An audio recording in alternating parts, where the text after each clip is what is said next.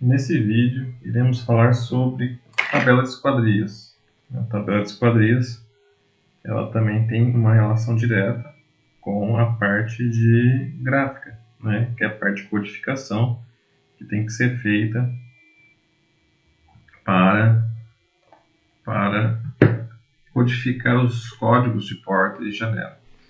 Então, a primeira coisa que nós vamos ver aqui é a questão dos códigos que eu preciso colocar em porta e janela. No caso aqui, eu vou focar essa tabela, esse quadro de esquadrias nas portas. Então, aqui em arquitetura, depois nós temos aqui anotar, aliás, nós viemos aqui, nós temos os identificadores. Então, eu preciso acessar os identificadores, né? E a partir dos identificadores eu vou colocar os códigos. Geralmente os templates, eles pegam os códigos a partir do identificador por categoria, né? Não é preciso usar multicategoria como tem aqui. O próprio identificador por categoria já vem com o código nos templates. Então eu clico aqui, venho em cima já aqui da porta que eu quero trabalhar, ou da janela, e ele já me mostra. Observe o jeito que está aqui, o identificador, ele está fazendo chamada de detalhe. Se não quiser, você desmarca e coloca só o símbolo ali do código. Observe que ele coloca P35. Isso aqui ele tem um armazenamento interno, ele tem o código internamente, e ele vai colocar o código baseado nas vezes que já foi colocado, etc. Esse código ele pode ser facilmente alterado, tá?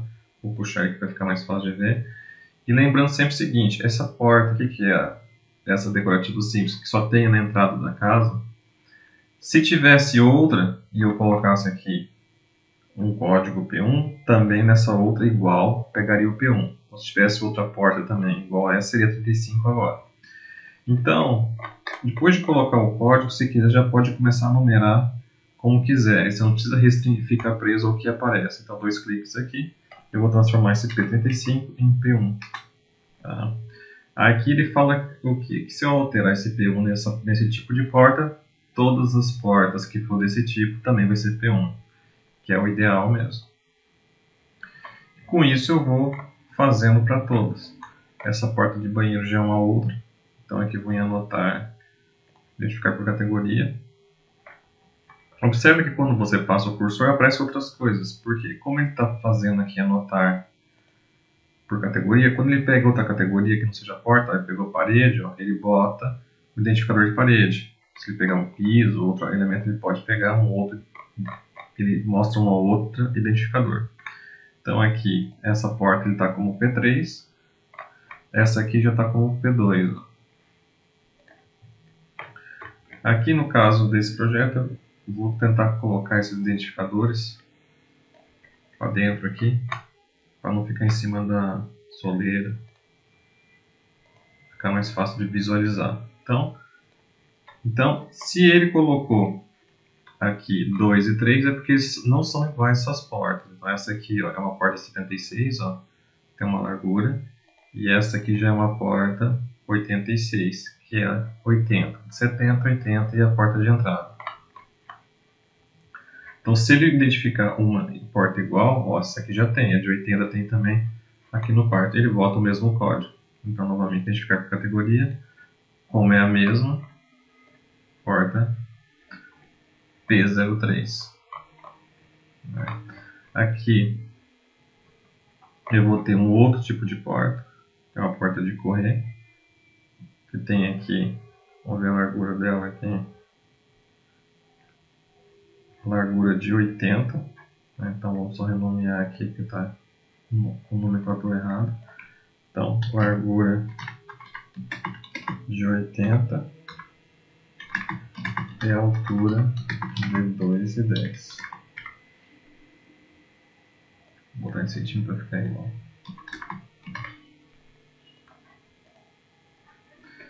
Então aqui eu boto o identificador e aí vai sucessivamente colocando em todos. Então, anotar, identificador de categoria, ó, tá P47, não quero, já tenho a 2, a 3 e a 1, essa aqui eu quero que seja 4, é só dar 2 cliques aqui e passar ela para P04.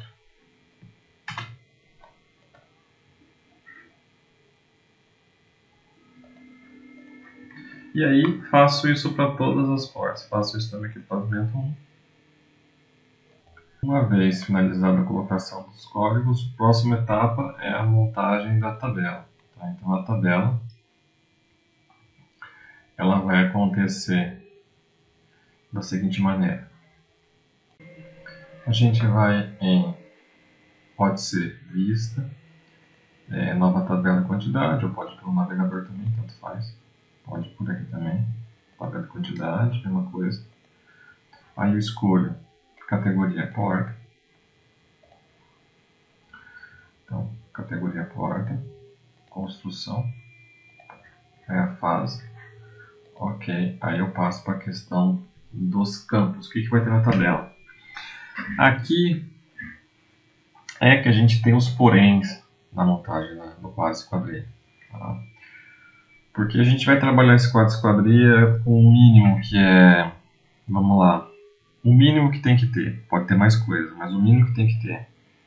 Tem que ter o código, tem que ter a quantidade, tem que ter largura, altura quando é janela peitoril, tem que ter o material e o funcionamento, e quando tem mais de um andar é sempre bom colocar também o nível que está nessas esquadrias. Então esse é o mínimo que tem que ter um quadro de esquadria. Só que tem uns poréns que a gente vai explicar. Vamos começar colocando aquilo que a gente já tem. Tá? Então vamos lá. Nós temos então, primeiro de todos, o nível que está a esquadria. O código, não adianta procurar código aqui, você tem que procurar marca de tipo. Marca de tipo é o nome do parâmetro que pega aquele código que foi colocado com o anotar ali na parte de gráficos ali que a gente colocou. Depois, largura, a quantidade. Então tem que colocar a quantidade aqui que é... Você não vai achar também aqui o parâmetro por quantidade, então você vai ter que botar contagem. Então, o pavimento, o código, a contagem. Depois eu venho largura e altura. Largura e altura.